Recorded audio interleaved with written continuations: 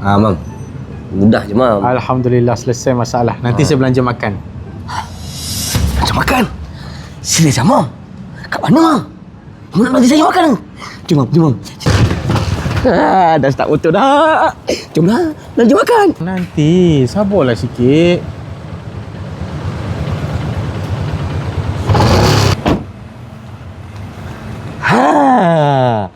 Memang kata nak belanja tu kan. Tak baik tipu Mam. Jangan kata Mam tak jadi belanja tau.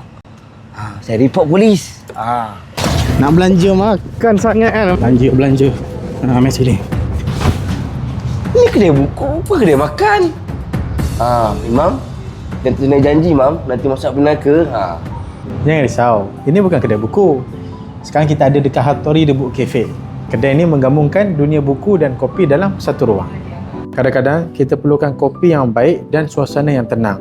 Hattori The Book Cafe ni bukan setakat ada kopi je.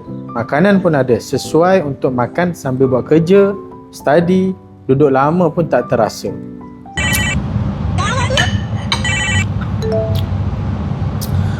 Oh ya, hello Datuk. Oh, yang projek 5 juta tu. Oh ya, ada.